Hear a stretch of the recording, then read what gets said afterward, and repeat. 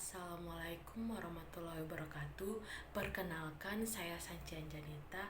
Di sini saya akan menjawab hasil UTS saya dengan mata kuliah Manajemen Pemasaran Strategik dengan dosen pengampu saya yaitu Pak Dr. Andang Fajri. Langsung saja dengan pertanyaan pertama ialah siapa saja yang ada di lingkungan pemasaran dan bagaimana perusahaan dapat memahami berbagai pihak tersebut.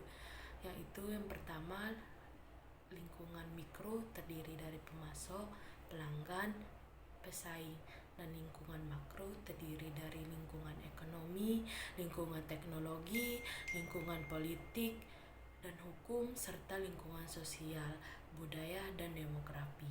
Pada dasarnya, lingkungan pemasaran dijadikan faktor penentu kesuksesan pemasaran sebuah bisnis atau perusahaan, karena di dalamnya terdapat berbagai macam pelaku dan unsur yang saling mempengaruhi.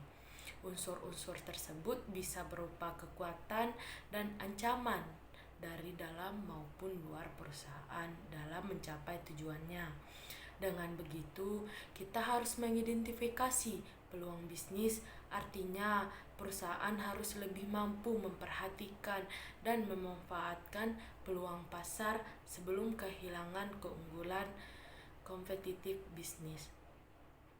Dan pertanyaan kedua ialah jelaskan tentang segmenting dan targeting, yaitu proses segmenting ialah berfokus pada melakukan analisis pasar yang ditargetkan, sementara proses targeting berfokus pada memilih konsumen dari hasil target yang telah dianalisis sebelumnya. Terakhir, dalam positioning, maka prosesnya berupa upaya untuk memasarkan produk pada konsumen yang telah ditargetkan tadi. Yang pertanyaan ketiga ialah jelaskan bagaimana perusahaan membangun hubungan yang baik dengan pelanggan.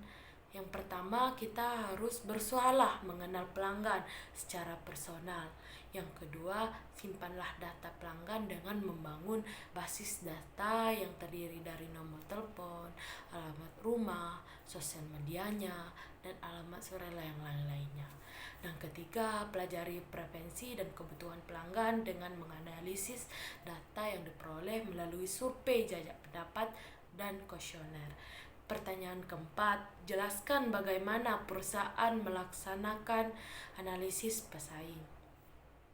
Yang pertama, kita harus mengidentifikasi kekuatan dan kelemahan bisnis dengan mempelajari bagaimana persepsi pesaingmu. Kamu dapat menarik kesimpulan tentang kekuatan dan kelemahan bisnismu sendiri. Dan kedua, pahami pasarmu saat mempelajari pesaing. Kamu mungkin menemukan perusahaan yang tidak kamu ketahui atau tidak kamu anggap sebagai bagian dari pesaing. Mengetahui siapa pesaingmu merupakan langkah pertama untuk mengungguli mereka. Dan ketiga, memantau tren industri, mempelajari persaingan juga dapat membantumu melihat ke arah mana industri secara keseluruhan bergerak. Dan keempat, menetapkan tolak ukur untuk pertumbuhan masa depan saat melakukan analisis pesaing. Kamu harus menyertakan perusahaan yang lebih besar dan lebih kecil dari bisnismu sendiri. Mempelajari bisnis yang sudah mapan di industri dapat memberimu model tentang seperti apa kesuksesan itu. Terima kasih.